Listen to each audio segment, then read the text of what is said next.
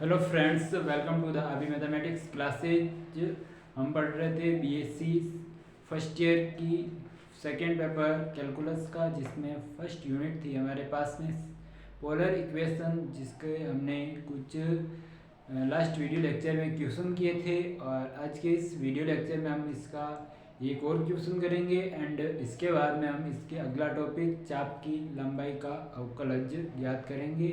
तो सबसे पहले हम इसमें एक क्वेश्चन करेंगे, इस यानी कल क्वेश्चन किए उसी के आधार मतलब उसी के जैसा एक आज और क्वेश्चन करेंगे और उसके बाद में हम हमारा नेक्स्ट टॉपिक स्टार्ट करेंगे। ओके, तो चलो शुरुआत करते हैं हमारा आज का लेक्चर।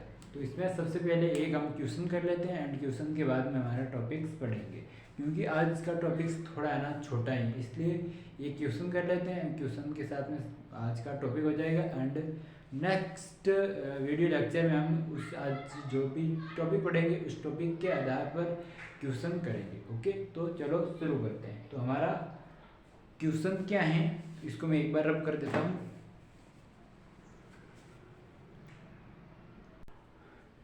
तो क्वेश्चन है, फर्स्ट क्वेश्चन क्या आज का, r is equal to a 1 plus में कोस थीटा। ये हमको एक कर्व दिया हुआ, इस कर्व का हमें पैरेलल इक्वेशन ज्ञात करनी। ओके, इस r इजिकल टू ए कोष्टक 1 प्लस में कोस थीटा, ये भी कोई कर्व है, इस कर्व की हमें पैरेलल इक्वेशन ज्ञात करनी है। ओके, p और r में इसको फाइंड करनी है। अब पैरेलल इक्वेशन ज्ञात करनी है, तो पैरेलल इक्वेशन ज्ञात करने के लिए क्या होता है, पैरेलल इक्वेशन की सूत्र होता है, क्या होता है पैरेलल इक्वेशन की, 1 अपॉन में p square is equal to 1 upon में आर स्क्वायर प्लस में 1 अपॉन आर की पावर 4 और d r upon d theta का होल स्क्वायर। ये हमारी पैरेलल इक्वेशन थी। ओके, तो आशा करता हूँ कि आपको पैरेलल इक्वेशन याद है। ओके, अब इसके बाद में हम क्या करेंगे, अब इसके बाद में हम करेंगे, इसमें हमको क्या चाहिए, डी आर अपॉन में डी थीटा चाहिए। आर की वैल्यू हमारे पास में d r upon d theta की वैल्यू चाहिए जो है नहीं। तो हम क्या करेंगे, इसको इक्वेशन नंबर में 1 मान लेता हूँ। ओके, अब इक्वेशन 1 को मैं क्या करूँगा, थीटा के सापेक्ष अवकलन करूँगा तो डी आर अपॉन में डी थीटा की वैल्यू आ जाएगी मेरे पास। तो इसको मैं इक्वेशन 1 को थीटा के सापेक्ष अवकलन करने पर तो डी आर अपॉन में d theta is equal to 1 का कॉन्स्टेंट एंड कोस थीटा का क्या होगा, माइनस में साइन थीटा, तो माइनस में साइन थीटा हो गया। ओके, ये हो गया डी आर अपॉन में डी थीटा आ गया। अब इसमें क्या करना है हमको, D r upon d theta की वैल्यू इसमें सीधे ही पुट कर दो। ये क्वेश्चन बहुत आसान है और एग्जाम में इस प्रकार ये क्वेश्चन एग्जाम में कई बार आया भी हुआ है। ओके, तो 1 अपॉन में p square is equal to 1 upon में आर स्क्वायर, इसमें से मैं 1 अपॉन आर स्क्वायर कॉमन ले लेता हूँ, तो क्या हो जाएगा 1 प्लस में 1 अपॉन में r square and d r upon में d theta. D r upon d theta is equal to क्या है, ए साइन थीटा, बट इसका स्क्वायर है तो ये माइनस हट जाएगा, तो क्या हो जाएगा ए स्क्वायर साइन स्क्वायर थीटा। ये हमारे पास आ गई इक्वेशन। अब इसको हमें इक्वेशन को सोल्व करना है और सोल्व करते ही हमारा आंसर आ जाएगा। ओके, अब इसमें क्या है, ए स्क्वायर साइन स्क्वायर थीटा है। अब आर की वैल्यू में इस इक्वेशन में पुट करता तो 1 अपॉन में p square is equal to 1 upon में आर स्क्वायर एंड 1 प्लस में a square sine square theta upon में आर स्क्वायर का इसका होल स्क्वायर क्या होगा, ए स्क्वायर एंड 1 प्लस में कोस थीटा का भी होल स्क्वायर, यानी ए स्क्वायर प्लस में 1 प्लस में ए स्क्वायर कोष्टक में 1 प्लस में कोस थीटा का होल स्क्वायर। ओके, अब इसको आगे सिंप्लीफाई करते हैं, ए स्क्वायर से ए स्क्वायर कैंसिल हो जाएगा, पीछे 1 अपॉन में p square is equal to 1 upon में आर की पावर 4 एक में आर की स्क्वायर एंड इसको मैं लेसन लेता हूँ, ये ऊपर चला जाएगा, यानी 1 प्लस में कोस थीटा का स्क्वायर, 1 प्लस में कोस थीटा का होल स्क्वायर और प्लस में साइन स्क्वायर थीटा अपॉन में 1 प्लस में कोस थीटा का होल स्क्वायर। ये आ गया हमारे पास में। अब इसको खोलता हूँ तो क्या होगा, 1 अपॉन में p square is equal to 1 upon में आर स्क्वायर एंड 1 प्लस में कोस थीटा का एक्सपेंड करूँगा तो क्या आएगा 1 प्लस में कोस स्क्वायर थीटा प्लस में 2 कोस थीटा प्लस में साइन स्क्वायर थीटा अपॉन में 1 प्लस में कोस थीटा का होल स्क्वायर, ये हमारे पास में आ गई। ओके, अब इसमें क्या है साइन स्क्वायर थीटा प्लस में कोस स्क्वायर थीटा क्या हो जाएगा 1, यानी 1 प्लस 1 2, यानी 2 प्लस में 2 कोस थीटा 1 अपॉन में पी स्क्वायर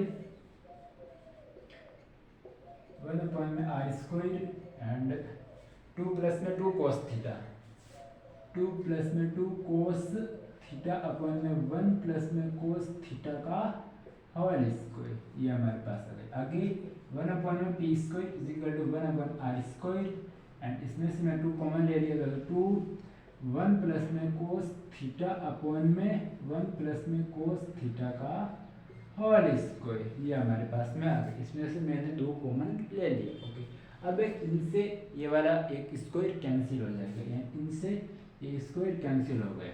अब आगे 1 अपॉन में p square is equal to 1 upon r square and 2 upon में 1 प्लस में कोस थीटा, ये हमारे पास में इक्वेशन आ गई है। अब इस इक्वेशन को मैं थोड़ा और सोल्व कर लेता हूँ। और सोल्व किस प्रकार से लिख करता हूँ इसमें कि इक्वेशन फर्स्ट से क्या होगा कि 1 प्लस में cos theta 1 plus cos theta की जगह में क्या लिख सकता हूँ यानी r by a, r by इसको मैं ए को इधर भेजता हूँ तो क्या आ जाएगा 1 प्लस में cos theta is equal to r by a and 1 plus में कोस थीटा के बराबर में क्या लिख सकता हूँ आर बाई ए लिख सकता हूँ एंड 1 अपॉन में p square is equal to 1 upon में r square 2 and 1 plus cos theta की जगह r by a, r by a यानी ये ऊपर चला जाएगा। ओके, ये वाला आ गया। अब r square into r, r cube हो जाएगा 1 अपॉन में p square is equal to 2a upon में आर क्यूब, इसको गुणा कर लेता हूँ तो 2a p square is equal to r cube, ये हमारी क्या है इस कर्व की पेडल इक्वेशन जो कि पी और आर में आई है। ओके, तो इस प्रकार से कोई भी कर्व दिया होगा आर थीटा में, कोई भी आर थीटा में उस कर्व की आप ये वाली इक्वेशन लिखोगे या पेडल इक्वेशन फाइंड करनी है तो आप इसकी पेडल इक्वेशन लिखोगे। लिख दिया आपने पेडल इक्वेशन, लिखते ही इसको आपने अब आपको इसमें देखना है कि इसकी वैल्यू फाइंड करनी है। तो इसकी वैल्यू फाइंड करने के लिए हम क्या चाहिए आर की वैल्यू हमारे पास में d r upon d theta की वैल्यू नहीं तो इसको थीटा के सापेक्ष अवकलन कर लूँ तो d r upon d theta का वैल्यू आ गई, आर की भी वैल्यू आ गई। यदि मैं इसमें सीधा ही आर की वैल्यू इसमें पुट करता हूँ बाद में 4 करता हूँ इसका तो इससे थोड़ा लेंथी हो जाता था कैलकुलस में, जिससे कहीं मिस्टेक होने के ज़्यादा चांसेज होते हैं।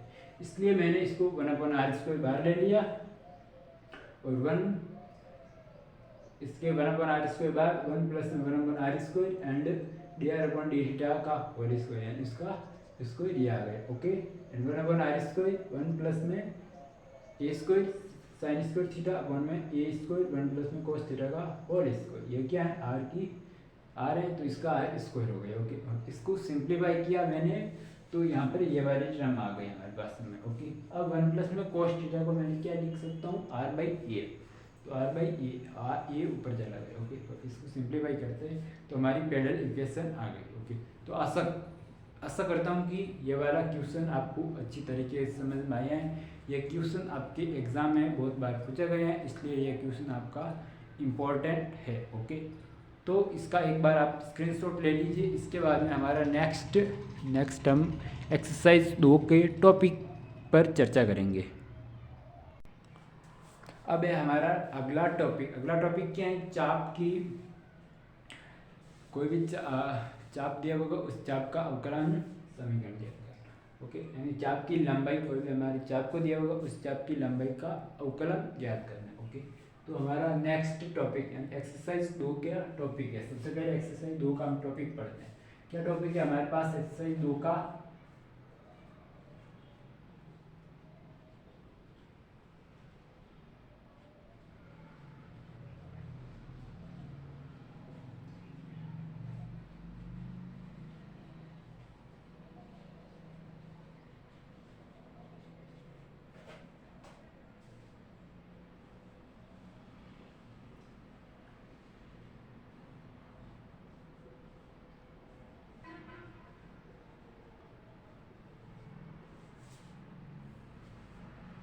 यानी अगला हमारा टॉपिक है derivative of the length of A arts okay. यानी कोई भी हमको चाप दिया होगा, उस चाप की लंबाई का हमें अवकलज करना है ओके। यानी मैं इसमें मान लेता हूँ कि हमारे पास में कोई भी ये वाला एक चाप है ओके, ये चाप है। इस चाप की लंबाई का मुझे अवकलज ज्ञात करना। तो इसको मैं किस प्रकार से करूँगा, इसको करने के लिए मैं सबसे पहले क्या करूँगा, इसमें से ये एक मान लूँगा और इसमें से ये वाला, यानी ये वाला चाप है हमारे पास में ओके। अब इस चाप का मुझे अवकलज ज्ञात करना। तो अवकलज ज्ञात करने के लिए मैं इसको, ये क्या है, ये चाप है आर्ट्स, और ये इस चाप की क्या है, जीवा कॉर्ड, ये इसकी जीवा, और इंग्लिश में कहते हैं इसको कॉर्ड ओके। ये इसकी जीवा है और ये इसके, ये बिंदु मान लिया मैंने P, ये Q और ये A ओके। अब हमें इसमें क्या ज्ञात करना है कि चाप की लंबाई, यानी ये चाप है ना, इस चाप की लंबाई का अवकलज ज्ञात करना है। तो इसको चाप की लंबाई का अवकलज अलग अलग फाइंड कर सकते हो। कैसे, यदि ये चाप है ना, चाप क्या है, एक कर्व है, ये कर्व है, चाप क्या है, एक कर्व है। तो इस कर्व का हमको अवकलज ज्ञात करना है। तो ये कर्व ये कर्व आपको एक्स में भी दिया हो सकता है, वाई में भी दिया हो सकता है, या फिर कोई अनदर में दिया हो सकता है, जैसे टी में दिया हो सकता है, या फिर आर और थीटा में भी दिया हो सकता है। तो हम क्या करेंगे, इसमें ये चाप है ना, इस चाप की लंबाई का अवकलज ज्ञात करने के लिए हम यदि इसमें अलग अलग फॉर्मूले लिखेंगे। क्यों, क्योंकि यदि हमको एक्स के पदों में यदि चाप दिया होगा तो हम एक्स वाला फॉर्मूला लगाएंगे, और यदि हमें वाई के पदों में चाप दिया होगा तो हम वाई वाला फॉर्मूला लगाएंगे, और यदि हमको कोई अन्य एक्स वाई के अलावा किसी, मान लो कोई टी में दिया होगा, तो हम उसको टी के पदों में फॉर्मूला लिखकर उसकी चाप की लंबाई का अवकलज ज्ञात करें। और यदि हमको पदिक समीकरण यानी पेडल इक्वेशन यानी ध्रुवीय रूप में दिया होगा, यानी आर थीटा में दिया होगा, तो हमें इसको आर थीटा में भी इसकी वैल्यू फाइंड करेंगे ओके। तो सबसे पहले हम देखते हैं कि यदि ये वाला चाप है ना हमको कार्टेशियन फॉर्म में दिया हो, कार्तीय निर्देशांकों में रूप में, इसमें सबसे पहले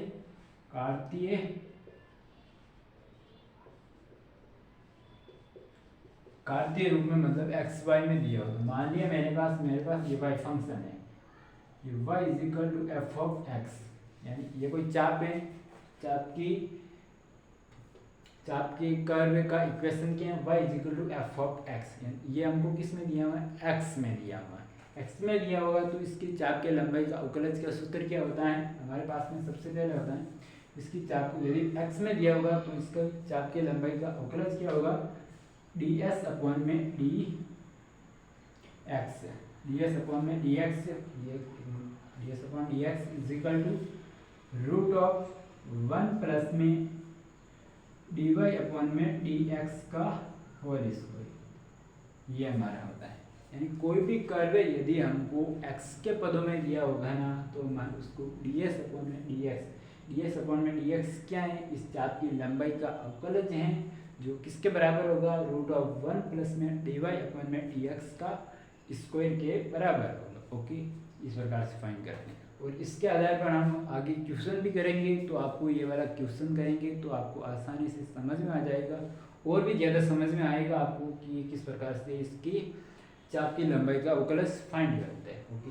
अब यदि फंक्शन, यदि ये कर्व है, ये कर्व हमको y के पदों में दिया होगा, x is equal to f of y, ये हमको कर्व किस में दिया है, y में दिया हुआ है। तो हम इसकी चाप की लंबाई का अवकलज किस प्रकार से फाइंड करेंगे, तो इसमें यहाँ पर क्या x की जगह y आ जाएगा एंड y की जगह x आ जाएगा, यानी ds अपॉन में dy is equal to root of 1 plus में dx अपॉन में dy का स्क्वायर होल स्क्वायर, ये वाला आ जाएगा ओके। यानी x के पदों में दिया होगा तो x के सापेक्ष अवकलन करेंगे, एंड यदि y में दिया होगा फंक्शन, या सॉरी y में दिया होगा ये कर्व, तो हमें इसको y के सापेक्ष अवकलन करेंगे। dx अपॉन dy y के सापेक्ष अवकलन किया, और इसका भी इसमें भी क्या लिखेंगे dx अपॉन dy y के सापेक्ष अवकलन 1 प्लस में करेंगे। ओके, तो आप इसको आसानी से याद रख सकते हो कि यदि x के पदों में दिया होगा तो यह फॉर्मूला क्या होगा, ds अपॉन x के पदों में दिया होगा तो x के सापेक्ष अवकलन करेंगे, एंड यदि y के सापेक्ष दिया होगा तो y के सापेक्ष अवकलन करेंगे। ओके, तो आप इन दोनों में से कंफ्यूज नहीं होंगे कि यदि x के पदों में दिया होगा तो किसके सापेक्ष अवकलन करें और इसमें वैल्यू पुट करें। ओके, अब हमारे इसके बाद में ये हमारे फर्स्ट हो गया ए नंबर, ये बी हो गया, एंड इसके बाद में सी वाला। सी में क्या, यदि हमारा फंक्शन किसी में टी में दिया होगा, कोई भी फंक्शन टी में दिया होगा, एक्स वाई एंड टी में दिया होगा, तो हम उसको क्या किस प्रकार से लिखेंगे, तो ds अपॉन में dt is equal to root of dx upon में dt का होल स्क्वायर प्लस में dy अपॉन में dt का भी होल स्क्वायर। ये हम इसको फॉर्म में क्या कहते हैं, इसको मैं देख लेता हूँ। इसको यदि वक्र क्या है, प्राचलिक समीकरण में, यदि प्राचलिक समीकरण यानी कोई टी में दिएगा, एक्स वाई और टी में दिया होता है, तो उसको हम किस प्रकार से फाइंड करेंगे। प्राचलिक मतलब इसमें दो प्रकार के कर्व दिए होंगे, दो कर्व, एक एक्स टी में, दूसरा भी और वाई टी में कर्व दिया होगा, तो हमको उसको कहते हैं प्राचलिक कर्व है। तो यदि प्राचलिक कर्व दिए होंगे तो उसका हमें किस प्रकार से उन कर्वों को किस प्रकार से हमें डेरिवेटिव, उस कर्व का, ये क्या हमको कर्व का यानी इस कर्व का क्या करेंगे हम, डेरिवेटिव किस प्रकार किस फाइंड करेंगे, तो इस प्रकार से फाइंड करेंगे। dx अपॉन dy निकालेंगे, फिर dy अपॉन में ये सॉरी हम dx अपॉन dt निकालेंगे, फिर dy अपॉन dt निकाल, दोनों को स्क्वायर करके ऊपर जोड़ कर रूट लगा देंगे। ओके, ये वाला हमारा फॉर्मूला होगा, फॉर्मूला में सी। ओके, अब हमारा आगे क्या है कि इसमें यदि इसमें हमारे पास में कंडीशन हो जाती है, क्या हो जाती है इसमें ये वाला, ये हमारे पास में ये डायग्राम है, इसमें हमारे पास में ये क्या है, साई है, और ये dx और ये dy और ये ds, ये वाला रिलेशन है। ओके, इसमें ये वाला हमको बनाया जा रहा है, इसमें ये कर्व है। ओके, तो इसमें ये वाला कौन सा dx, ये dy और ये वाला ds है। ओके, अब इसमें क्या करेंगे हम, साइन स्क्वायर फाई प्लस में कोस स्क्वायर फाई किसके मतलब किसके इक्वल होंगे, ये हम इसमें फाइंड करेंगे। ओके, तो इसको फाइंड करने के लिए हम क्या करेंगे, इसमें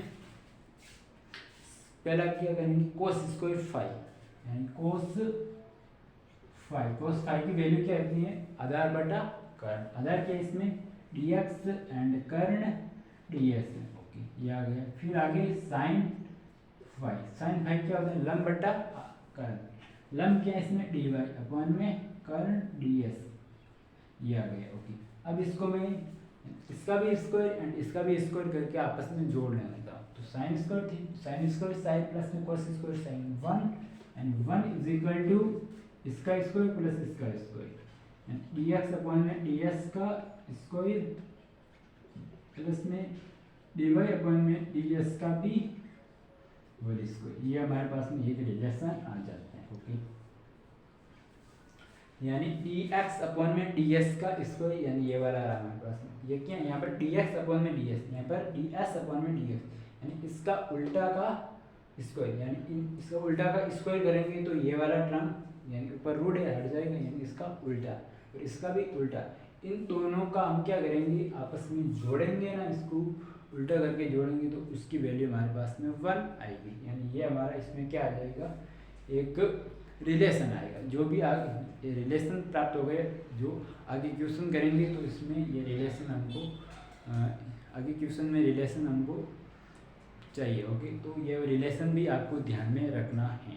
ओके, अब इसके बाद में एक्स वाई टी में दिया हुआ फंक्शन होगा यानी कार्टेशियन फॉर्म में दिया होगा कोई भी फंक्शन, तो हम उसको उसकी यानी ये चाप है, इस चाप के लंबाई का अवकलज फाइंड कर सकते हैं यदि कार्टेशियन फॉर्म में किसी प्रकार की कार्टेशियन फॉर्म में दी हुई होगी। तो अब इसमें क्या है, यदि हमको पोलर फॉर्म में दी हुई है, पोलर फॉर्म में दी गई है तो इसको हम किस प्रकार से फाइंड करते हैं। तो एक बार इसका आप स्क्रीनशॉट ले लीजिए।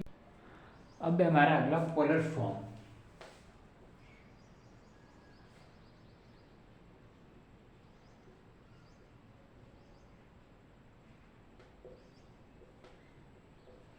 यानी पोलर फॉर्म। यदि हमारी इक्वेशन किस में दी हुई है कि पोलर फॉर्म में दी हुई, यानी हमारी कोई भी कर्व दिया होगा, उस कर्व का बोल दिया, वो कर्व किस में पोलर फॉर्म है यानी आर और थीटा में, और उसको बोल दिया हमको इसकी त्रिज्या यानी इसकी चाप है, इस चाप की लंबाई के अवकलज ज्ञात करो। तो हमको किस प्रकार से ज्ञात करेंगे वो वाला देखते हैं।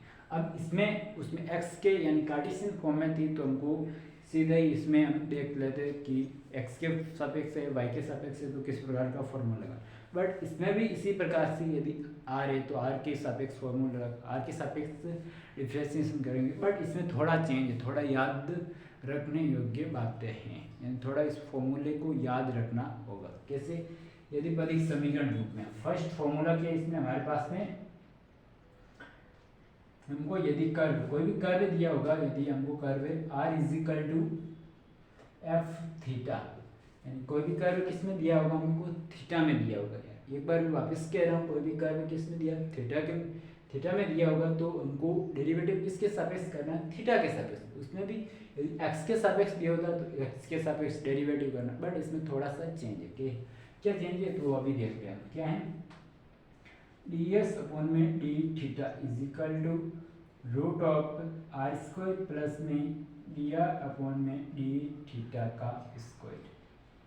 ये इसमें थोड़ा चेंज है। कैसे, इसमें क्या होता था, उसमें हमारे पास में 1 प्लस में डी आर अपॉन में डी थीटा, यानी 1 यदि एक्स के फॉर्म में हो तो 1 प्लस में d x d y upon में डी एक्स का होल स्क्वायर होता है। बट इसमें क्या है, ये थीटा के सापेक्ष से, तो थीटा के पदों में, तो मैंने इसको थीटा के पदों में इसका डेरिवेटिव किया, ओके, इसका होल स्क्वायर किया, उसमें भी उसका होल स्क्वायर होता था। बट इसमें आर की जगह यहाँ पर आर स्क्वायर है, वहाँ पर 1 होता था, ओके। ये इसमें थोड़ा सा चेंज है जो आपको याद रखना। अब इसके बाद में दूसरा फॉर्मूला क्या है इसमें, यदि हमको किसमें theta is equal to f r, यानी कोई भी पैडल इक्वेशन हमको किस में दी हुई, आर में दी हुई होगी। अब यदि आर में दी हुई होगी तो इसमें भी हम क्या करेंगे, आर के सापेक्ष डिफरेंशिएशन करेंगे। तो डी एस अपॉन में d r is equal to root of 1 plus में आर स्क्वायर और डी थीटा अपॉन में डी आर का होल स्क्वायर। ये हमारे पास दूसरी इक्वेशन भी आ गई होगी। यानी यदि आर, अब इसमें क्या है, हमको इसमें भी थोड़ा चेंज है। क्या चेंज है कि इसमें आर के पदों में यदि कर्व दिया होगा तो डी एस आर के सापेक्ष इसका भी अवकलन करेंगे, किसी डी एस अपॉन में डी आर, या आर के सापेक्ष इसमें भी डी आर के सापेक्ष किया। तो इसमें क्या करेंगे हम, इसमें 1 प्लस में ये डी थीटा अपॉन में डी आर, ये का होल स्क्वायर, ये तो आता ही था।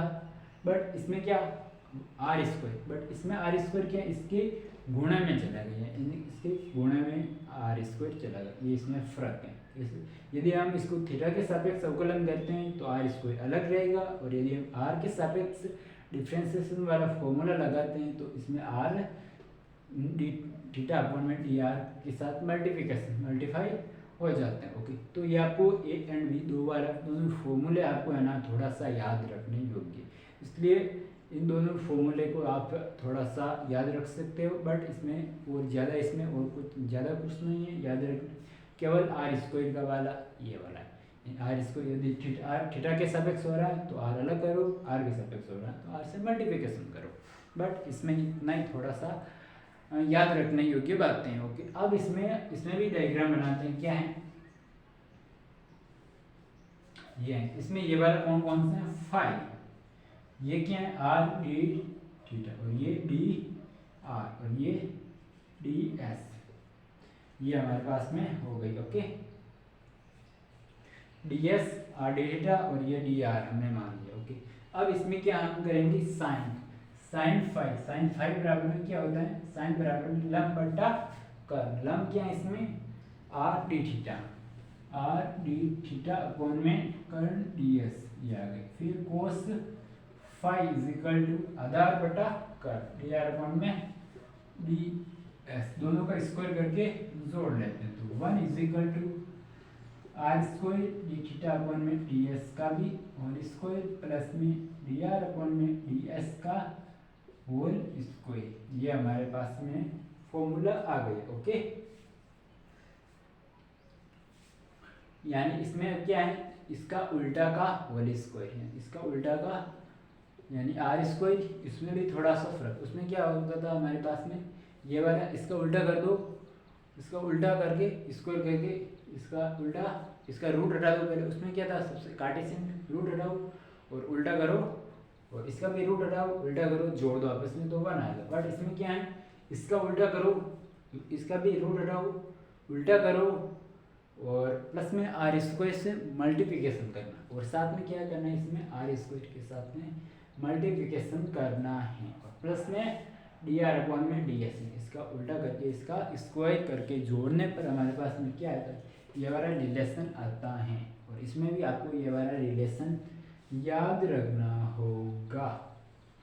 ओके, तो आशा करता हूँ कि ये वाला चाप की लंबाई का अवकलज आपको मैंने इसमें कार्टेशियन फॉर्म में एंड पोलर फॉर्म में जितने भी इक्वेशन बनती हैं, जितने भी कर्वे दिए होते हैं, उस कर्वे का हम किस प्रकार से कर्वे की लंबाई का, यानी कर्वे मतलब कोई भी चाप होगा, उस चाप की लंबाई का अवकलज किस प्रकार से फाइंड करते हैं, मैंने आपको इस वीडियो लेक्चर में आपको बताया। ओके, तो आशा करता हूँ कि आज का जितना भी आपको टॉपिक पढ़ा है वो वाले टॉपिक्स अच्छी तरीके से समझ में आया है। और आज वाले इस टॉपिक्स में ज़्यादा कुछ समझने का था नहीं, क्योंकि इसमें केवल फॉर्मूले थे। ये सभी फॉर्मूले आपको कार्टेशियन फॉर्म वाले एंड पोलर फॉर्म वाले फॉर्मूले आपको याद करना है। और नेक्स्ट वीडियो लेक्चर में हम इसी फॉर्मूले के आधार पर कुछ क्वेश्चन करेंगे, और ये वाले अगली एक्सरसाइज होगी ना हमारे पास में, यानी जो एक्सरसाइज इस वीडियो लेक्चर के अगले वीडियो लेक्चर में हम एक्सरसाइज करेंगे ना, वो एक्सरसाइज हमारी बहुत ही आसान होगी। क्यों? क्योंकि इसमें हमको किसे क्या दिया होगा, या भी इसमें यदि एक्स के पदों में कर्व दिया होगा, या फिर वाई के पदों में दिया होगा, हमको फॉर्मूले ध्यान है, सीधा इसका डेरिवेटिव करो फॉर्मूले में पुट करो, डेरिवेटिव करो फॉर्मूले में पुट करो, डेरिवेटिव करो फॉर्मूले में पुट करो। बट इसमें आपको फॉर्मूले याद होने चाहिए। ओके, तो मैं आपको यही कहना चाहता हूँ, मैंने आपको आज जितने भी फॉर्मूले कराए हैं वो सभी फॉर्मूले आप इसको याद कर लीजिए। और नेक्स्ट वीडियो में हम देखते हैं इसके आधार पर कुछ क्वेश्चन। तो ये मैं इस वीडियो को प्लीज़ लाइक एंड चैनल को सब्सक्राइब कीजिए।